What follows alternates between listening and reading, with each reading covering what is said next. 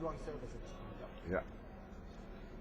What? You think so? Did you see the lineup outside?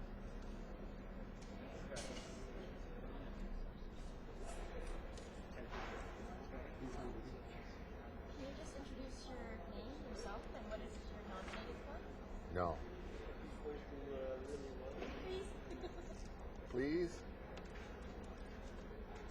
My name's Dave Sim, and I wrote and drew a comic book called Cerebus between December 1977 and March 2004. That was one 6,000-page story.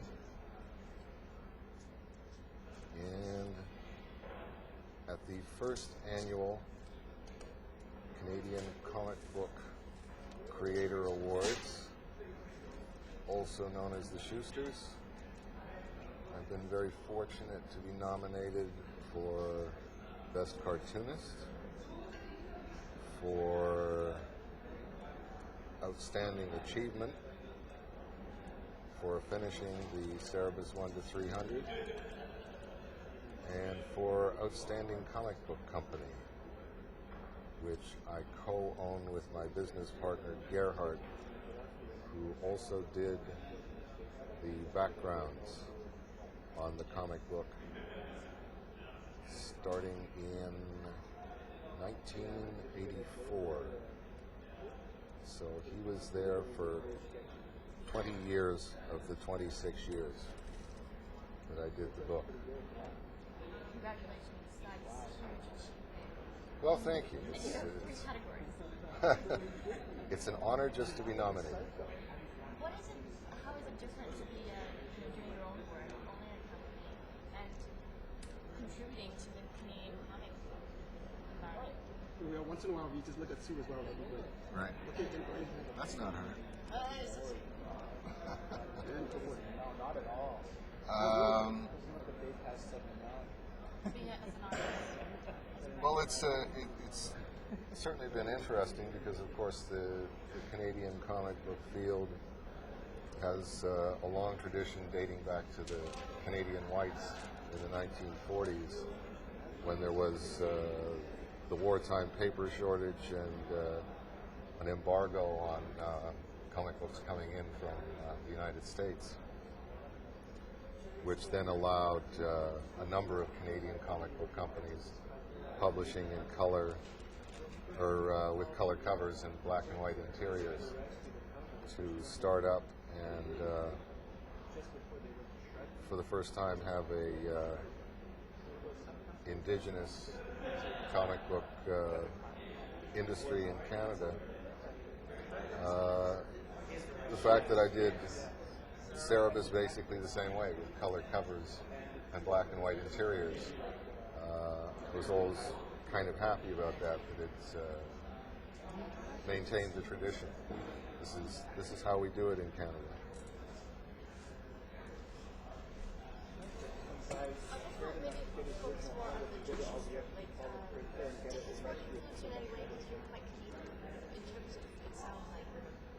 Well, Joe Shuster influenced everybody.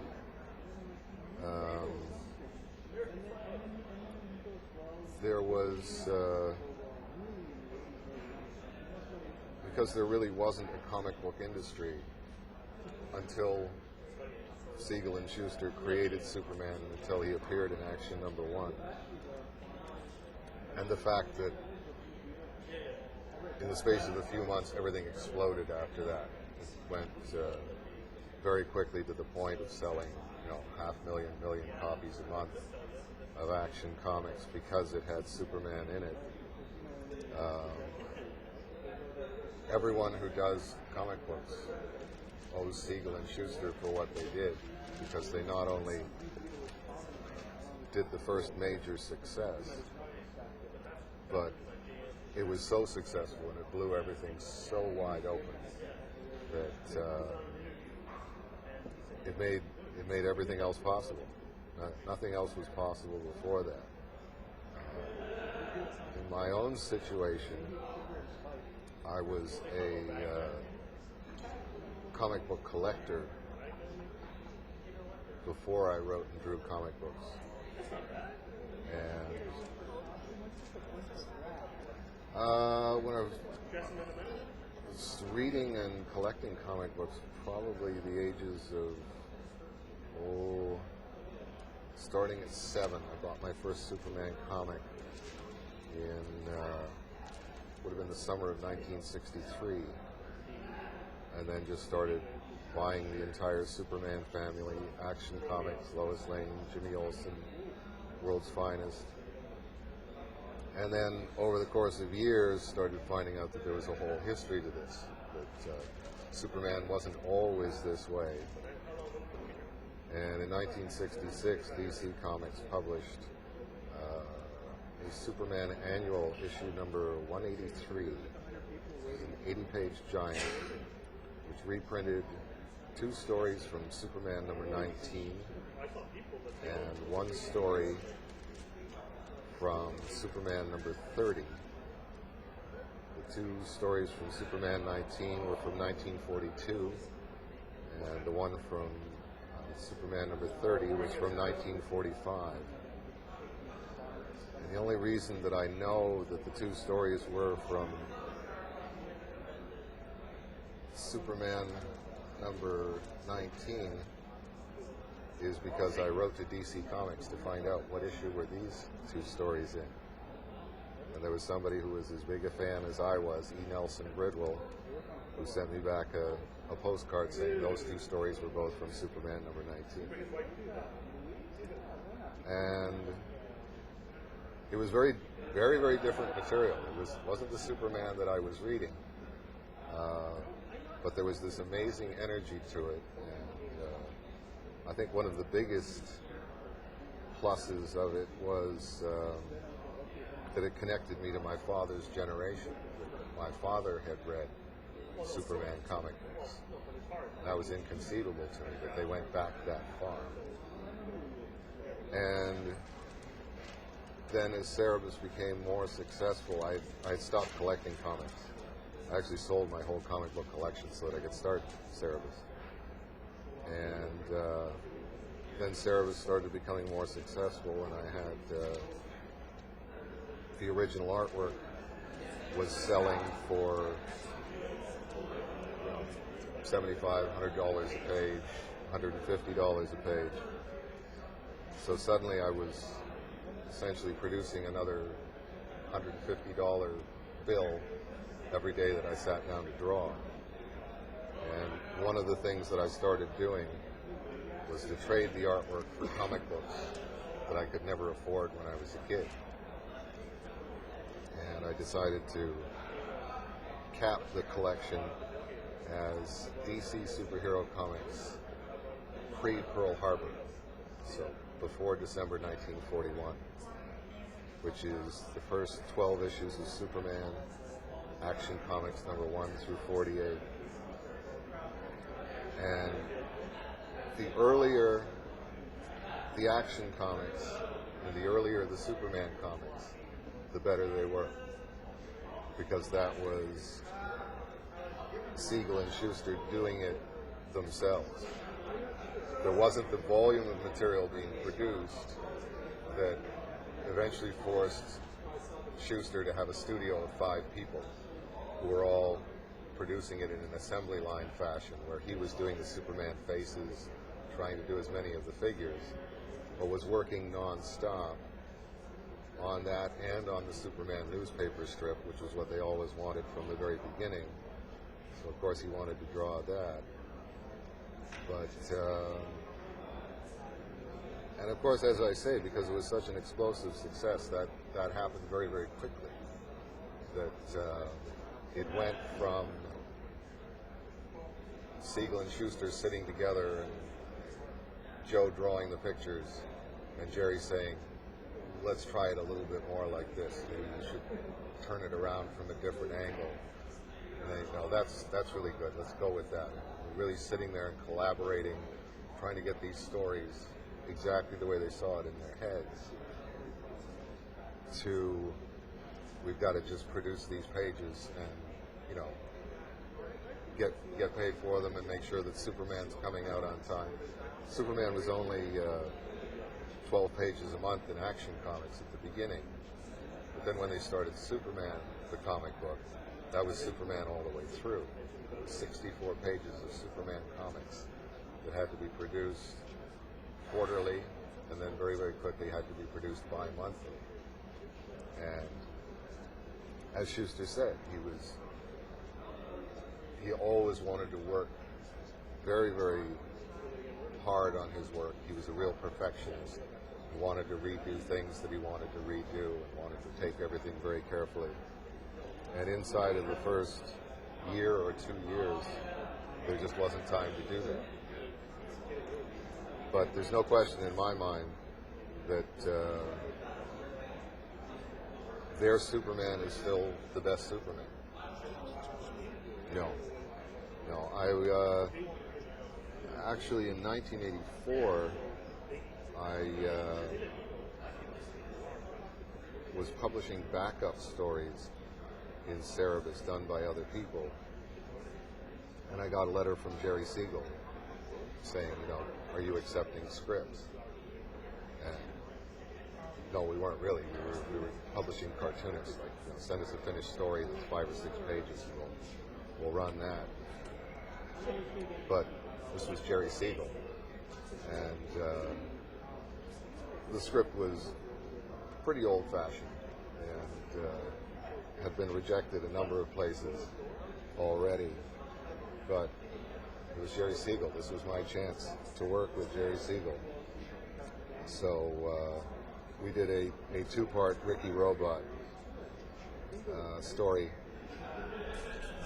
that Dan Day inked. And it's one of the great regrets of my life that this happened during my drunken rock star time period.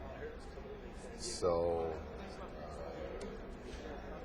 Jerry Siegel sent me a script for a first issue of Ricky Robot, a full comic book, and wanted to know if I'd be willing to draw it.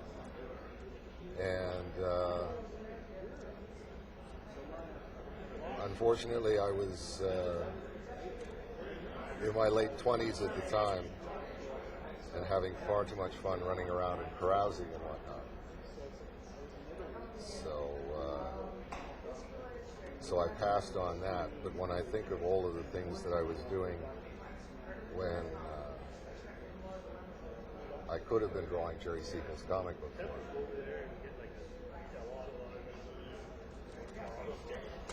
something I'm not very proud of. And I think he knew that. I think he knew that someday I would know that. And he sent me a copy of the script for the first issue and said, I thought maybe you might want to just keep this for your files.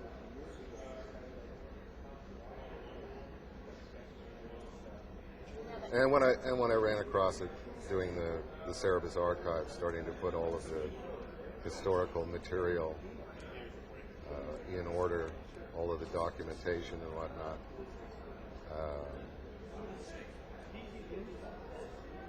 I think it had exactly the effect that it intended. I pulled it out and I thought, yep, that's what I should have been doing in 1985 instead of what I was doing.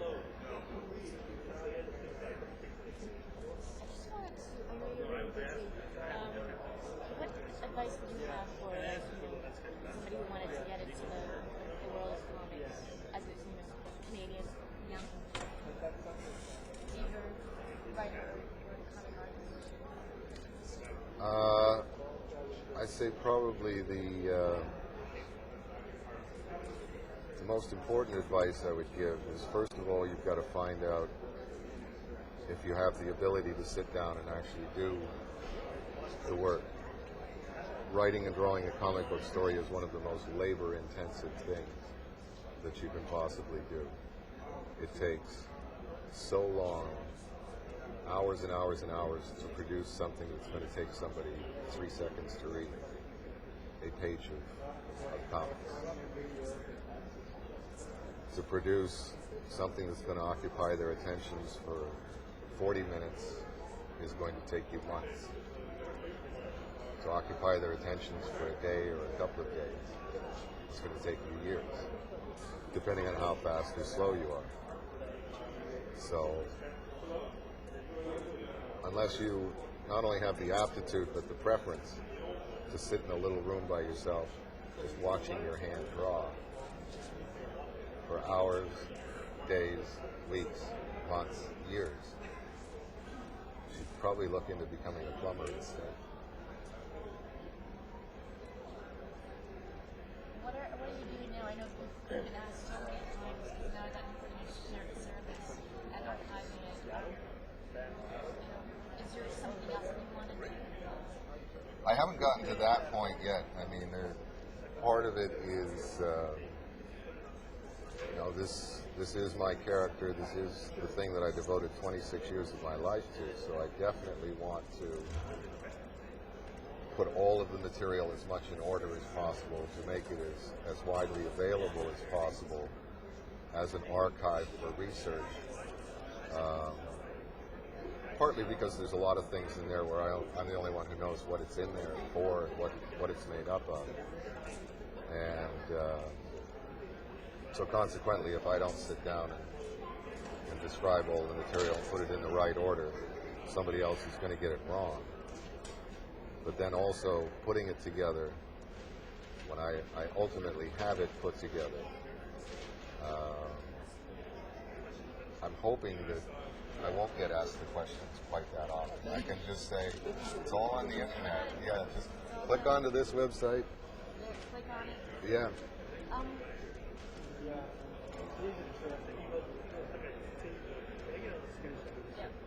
does it feel like to be nominated? Well, it's always a surprise because the comic book field hasn't changed very much in terms of it's always about the new hot thing. And if there's one thing that's for certain, when you've been doing it for 26 years, the one thing you can't be is the new hot thing. So, but, that's, everybody gets their turn. I mean, when I was 20 years old, as much as I revered the older guys, you wanted them to get out of the way. I'm coming now, And I mean, when I did win the Ed April Award in 1979, and when I got an Inkpot Award at the San Diego Con in 1981, that's the time, at the beginning of your career where that really does become a motivation. If knowing that you're going to be sitting in your little room all by yourself all day today, you can walk past the plaque and sort of stop and go, yeah, all right, I want an award. How about because it's a Shuster Award and it's Canadian, is that different from the Inkpot? The other awards? Well, they're all basic popularity contests. I mean, again, it's there's nothing nicer than winning an award, but I think the thing that I was trying to get across is, now I have the 16 volumes of Cerebus in print. It is able to provide a livelihood for me. Sometimes I think awards are probably better for the guys who are starting out as part of your things. As nice as it would be to have another piece of hardware to put with my other hardware and go, this is what I got. And this is probably my last chance to get one. But you're nominated for the contribution to the Canadian comic world. The outstanding achievement, right? Yeah, well, it's... in the Oscar, that would be like a lifetime achievement. Yeah. And then you're young. Well, not really, because it's... no, that's more the Hall of Fame awards, and the... like in the outstanding achievement, you've got the Drawing the Line benefit book is in there. Chester Brown's Louis Riel is nominated, and that's one of those. I don't know that. How do you pick between those? if I am fortunate enough to win for outstanding achievement, as happy as I'm going to be about getting the hardware, I'm going to wish Chet had it. But if Chet wins it, I'm going to be really mad because I didn't get it.